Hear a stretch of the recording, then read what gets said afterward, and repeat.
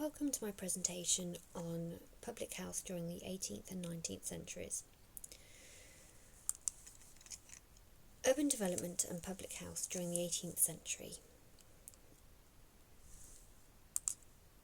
We go from a rural to an urban society during the 18th century.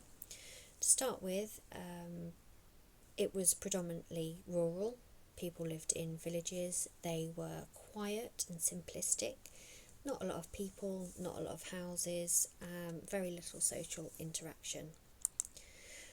Most people worked in farming or some kind of agriculture. Otherwise, they were in cottage industries, playing their part in a small part of the manufacturing process. During this time, Enclosure Acts were introduced. This split up the common land and made it private, enabling the rich people to have the better land and poor people left with the poorer land. Also during this time, crop rotation was introduced. This made soil better. There was less erosion, and the yield from using the soil for vegetable growth and fodder crops to feed the animals was much better. Better irrigation systems, so all of these enabled farmers to look after their herds through the winter rather than what they normally did, which was slaughter them. Population growth, it was significant during this time because of the changes to the agricultural and the industrial differences and improvements. Better food grown on the land, healthier meat stock. People were able to live healthier lifestyles. There was also more research into medical diseases. Vaccinations were starting to come through. This helped with putting a decline in deaths. So eventually there was a surplus of manpower in the rural areas. This led to a lot of unemployment and sometimes poverty. This led people to seek employment elsewhere. They left the rural areas and went into the towns and cities looking for work in the factories that had come along during the Industrial Revolution. Then we go to public health.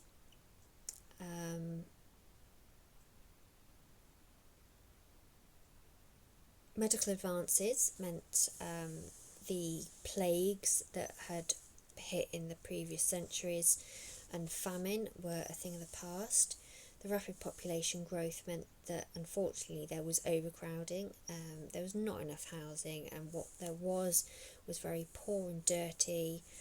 The living conditions were terrible.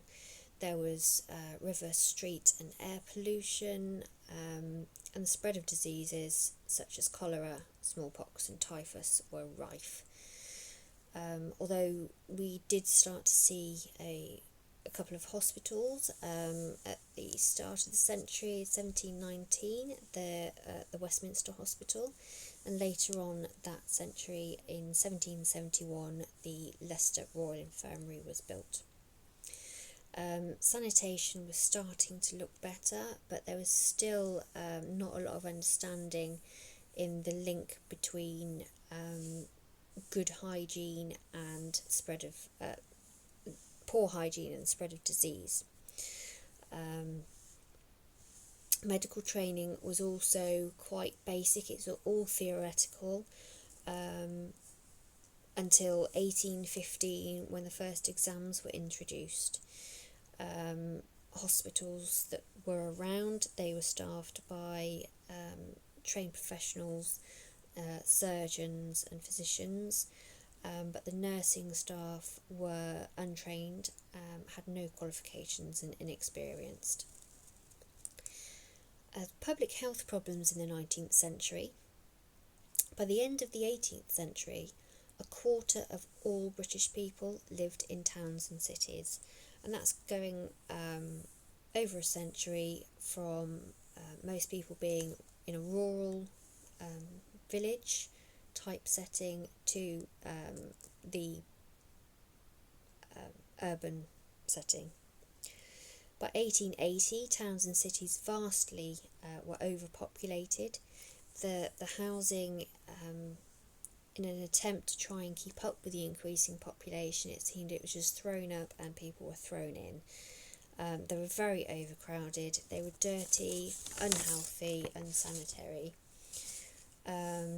Another problem that the local authorities faced was towns and cities were normally regulated and administered, but this was a struggle due to the rapid population increase. Things like cleanliness and tidiness of the streets, keeping and maintaining law and order, looking after the poor people, and even things such as street lighting were starting to lag and not be adhered to. There were still cattle on the streets as well, from the way in which the housing was thrown up. The cattle were still there, so what we're dealing with is the cattle waste, human waste, rubbish that both of these generated, and also now, because of the Industrial Revolution, there was factories everywhere and the smoke coming out of the chimneys.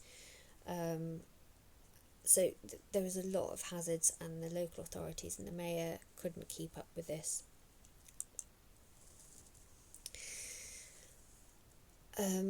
Because the local authorities weren't able to keep up with maintaining law and order, the government introduced the Bow Street Runners. These guys were the first kind of police force, unofficially, and because of their success, Sir Robert Peel organised Britain's first official police force, which is the Metropolitan Police Force. Thanks to Robert Peel, these guys are still referred to as bobbies these days. Now we come to causes and effects. First of all, there was a lack of understanding. Britain was the first to experience an industrial revolution. It was also the first to experience urbanisation at such a rapid rate. Because of this, there was little understanding of how to approach it. No one had experienced it, so they didn't know what to do. So the living conditions were really bad, and local authorities couldn't do anything about it because they didn't know how. There was major overcrowding due to the rapid rate that the urbanisation was taking place. Conditions were really unsanitary, and because of this, the spread of disease was just awful. There was no sanitation. Plumbing was expensive during this time, and you really only found it in the richer households. Water normally had to be carried in a container from a tap outside or a local pump in the area. Flushing toilets and baths were very rare. People went to the toilet outside in what was known as a privy, and then during the night they had nightmen who came and emptied it and took the waste away. This, in London for instance, would have been taken to the Thames.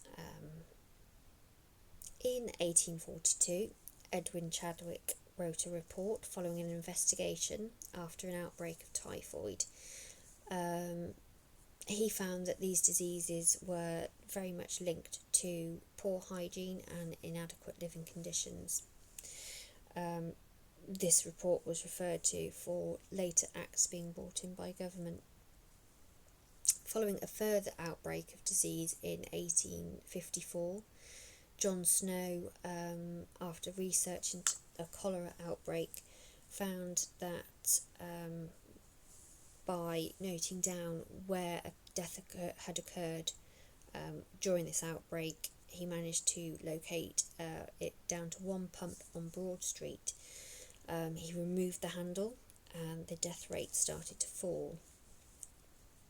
He also worked out that the disease was waterborne, not airborne, because of this, and that's why he removed the handle. This links in with Louis Pasteur's germ theory. That showed how bacteria was spread and how it was caused by lack of hygiene. Further research developed into infectious diseases and more vaccinations were introduced. Going back to the waste that was put into the Thames during the hot summer of 1858, it was so hot that the water level receded, which left exposed raw sewerage, which was, human, animal, and lots of filth. This left the whole city smelling bad, hence the name the Great Stink. This led on to commission of sewerage works around London by Joseph Bazalgette. In 1859 it started and went all the way through to 1868. Now, because London had 1,100 miles of street sewers built at a cost of £4 million. The housing during this time was inadequate, as we've mentioned before. It's not fit for purpose. It was so rushed, trying to accommodate the mass influx of people. There was no thought or planning that went into what comes afterwards, and it essentially ended up with like Dickensian slums. Medical training. During the century, it was forever changing. Things were getting better, like I said before. The introduction of exams in 1815. Further into the century, students were able to practice on cadavers. And then in 1858, the General Medical Act stated that doctors had to be registered with the General Medical Council to be able to practice once they'd qualified. Another problem during this time was the urban development and air pollution. Factories and homes both had hazards by the smoke that came out of the factory chimneys, and the homes as well that were burning coal. During winter was worse. When it's mixed with fog, it tends to hang around, causing like a smog. Anybody that had any respiratory illnesses, bronchitis, they were quite poorly, they could die. Also around this time was that they started talking about acid rain. This is a mix of sulfur dioxide and nitrogen oxides from the chimney smoke, but there wasn't a lot of research done about it at this time, and not until the 20th century. Government acts that were introduced around this time were the Town Improvement Clause Act in 1847. This had an additional clause requiring factories' furnaces to consume their own smoke in a way of trying to prevent the smog from occurring. You also had the Sanitary Act of 1866. This empowered authorities to take action if any smoke nuisances weren't dealt with. The Public Health Act of 1875, which had a section on smoke abatement, and all of these were in place to try and help air pollution and reduce it. There was little known about the causes of public health problems in urban areas. They were still rapidly growing. Government acts were coming into force but weren't necessarily being adhered to because everything was new. So they were trying to amend them and they were bringing in new ones. It wasn't just the government that was involved in this effort to address the problems, that you had scientists and philanthropists too. The most prominent ones in the 19th century were Joseph and Seabound Rowntree. father and son. You may know them for being confectioners, but they're also very well known for their charitable things that they do. They were one of the first people to introduce 8-hour days for their workers, company pensions. They had company doctors, dentists, staff canteens and leisure facilities. Again, very similar, the brothers Richard and George Cadbury built a village for their workers around the factory in Birmingham, so that they didn't have to live in the city slums. These guys, Cadbury and Rowntree, both have deep roots in Quaker religion. This means that they're quite forward-thinking with their business minds. They're also recognised for their charity dealings. And finally, we come on to government acts. There was other changes that came in the 19th century, especially after Edwin Chadwick's 1842 report that linked about the sanitation and spread of disease. The Public Health Act of 1848. This aimed to improve sanitary conditions in towns and cities, paying close attention to water supply, sewerage, drainage, and any other environmental health regulations.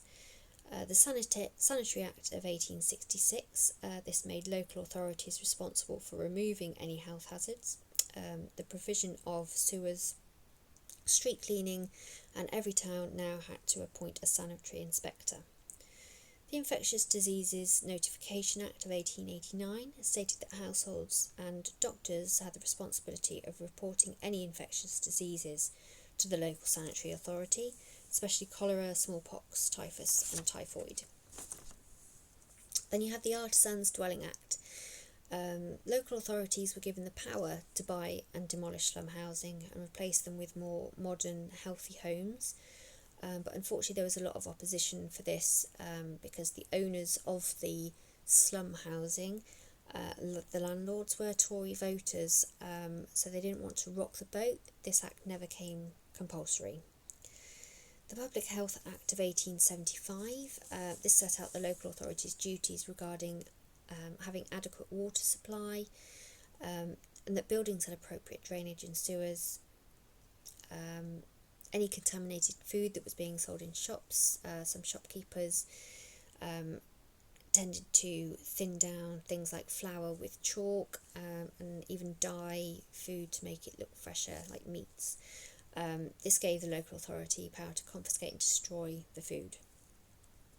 Now, industrialisation and urban development during the 18th and 19th centuries caused a lot of social unrest. There was poverty, insanitary working and living conditions, life expectancy was very short, and children were being injured and sometimes killed by working on large bits of machinery in factories. This was a government focus that they wanted to change, so they brought in a couple more acts and changes to policies. The Factory Act of 1833 made it illegal to employ children under 10 and decreased the number of hours allowed to work for under 11s.